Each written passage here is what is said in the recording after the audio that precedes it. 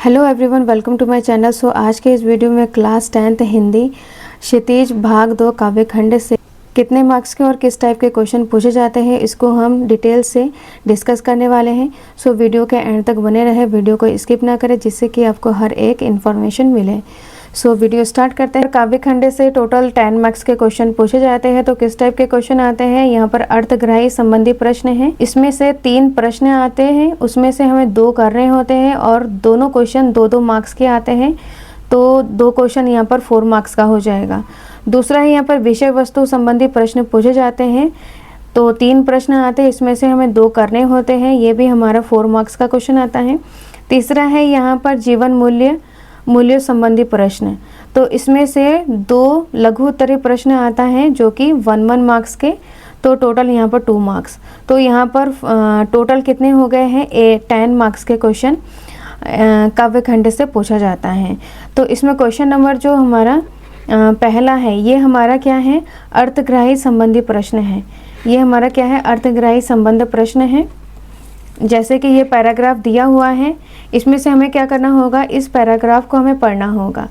ये जो पैराग्राफ दिया है, इस पैराग्राफ को हमें क्या करना होगा, पढ़ना होगा और इसी से रिलेटेड यहाँ पर क्वेश्चन पूछे जाते हैं। और ये जो पैराग्राफ मोस्ट इम्पॉर्टेंट है, जो कि 2008 में, 14 में, 16 में आ चुका है। यहाँ से लेकर यहाँ तक पूरा पैराग्राफ को हमें क्या करना होगा, सबसे पहले अच्छे से पढ़ना होगा।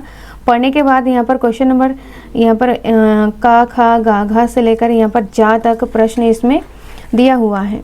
इसमें जा तक प्रश्न दिया हुआ है, तो हर एक का आंसर हमें इसमें पैराग्राफ को पढ़ के देना होगा। तो यहाँ पर जो पहला जो क्वेश्चन है, इसमें बोला गया है कि इस पद का मुख्य प्रतिपाद विषय स्पष्ट कीजिए। तो इसमें से इसका जो मुख्य प्रतिपाद है, मतलब किस विषय में ये बताया गया है, ये जो पैराग्राफ है वो किस विषय में है। तो इसमें है, इसका आंसर हो जाएगा, इस पद का मुख्य प्रतिपाद विषय गोपियों का कृष्ण के प्रति प्रेम को प्रदर्शित करना है। ये जो पूरा पैराग्राफ है, तो इसमें गोपियों के प्रति, कृष्ण के प्रति गोपियों का प्रेम को यहाँ पर दर्शाया गया है, इसमें बताया गया है। तो वही यहाँ पर इसका आंसर हो जाएगा। दूसरा जो क्वेश्चन है, खा, उद्धव को सौभाग्यशाली क्यों कहा गया है। तो उद्धव को सौभाग्यशाली क्यों कहा गया है, यहाँ पर बोला जा रहा है कि गोपियाँ उद्धव को सौभाग्यशाली कहती है क्योंकि उद्धव प्रेम के धागे में बंधे नहीं हैं और इससे पूर्णतया अनासक्त हैं।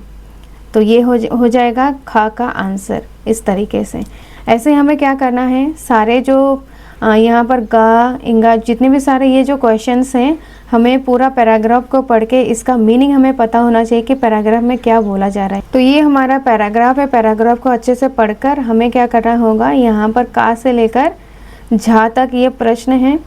इन प्रश्नों का उत्तर यहाँ पर दिया हुआ है, इसको हमें क्या करना है, अच्छे से पढ़ना है। अगर आपको पैराग्राफ अच्छे से क्लियर है तो ये क्वेश्चन का आंसर भी आप दे सकते हो। अब नेक्स्ट है, यहाँ पर सेम तरीके का यहाँ पर दूसरा पैराग्राफ है जो कि 2017 में आया है। इसका क्वेश्चन का से लेकर यहाँ तक है, इस तरीके से। नेक्स्ट है विषय वस्तु से रिलेटेड क्वेश्चन है, उसमें से 3 क्वेश्चन आता है, हमें 2 क्वेश्चन करने होते हैं। तो इसमें जो पहला नंबर क्वेश्चन है, इसमें गोपियों ने उद्धव से योग की शिक्षा कैसे लोगों को देने की बात कही। बताया गया है यहाँ पर गोपियों ने उद्धव से योग की शिक्षा उन लोगों को देने की बात कही जिनके चित्त चंचल हैं, जिनका जो चित्त है वो चंचल है, उनको बताया गया है, देने के लिए बोला गया है। दूसरा क्वेश्चन है यहाँ पर भ्रमर गीत से आप क्या समझते हैं तथा भ्रमर को किसका प्रतीक माना गया है। तो ये प्रश्न है, इसका आंसर यहाँ से लेकर यहाँ तक है, इसको हमें पढ़ के अच्छे से इसका आंसर देना है। नेक्स्ट है यहाँ पर प्रश्न नंबर 7 जो कि 2014 में आया है, मोस्ट इम्पॉर्टेंट है। अब जो नेक्स्ट क्वेश्चन है, इसमें जीवन मूल्य संबंधी प्रश्न है। इसमें से 1-1 मार्क्स के क्वेश्चन आते हैं, 2 क्वेश्चन हमें करना होता है। तो यहाँ पर उसका रिलेटेड क्वेश्चन है इस तरह। यहाँ पर क्वेश्चन नंबर इसमें बोला गया है कि निम्न पंक्तियों द्वारा कवि व्यंग्य के माध्यम से क्या संदेश देना चाहता है। 2010 और 2012 में आया है। यहाँ पर कुछ पैराग्राफ दिया हुआ है, इसको पढ़ के हमें इसका आंसर इस तरीके से लिखना है। तो सेम यहाँ पर जो दूसरा क्वेश्चन है, गोपियों ने किन किन उदाहरणों के माध्यम से उद्धव को उल्हाने दिए हैं। जो काव्य खंड है, क्षितिज का जो काव्य खंड है, तो काव्य खंड से किस तरीके का क्वेश्चन पूछा जाता है उसको हमने अच्छे से डिस्कस किया है, जो कि 10 मार्क्स का क्वेश्चन है।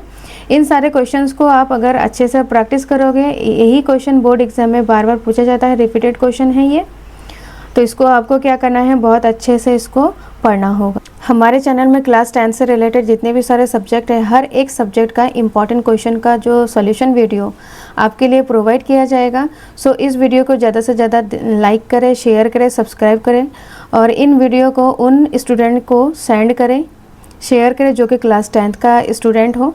सो मिलते हैं नेक्स्ट वीडियो में। Thank you so much.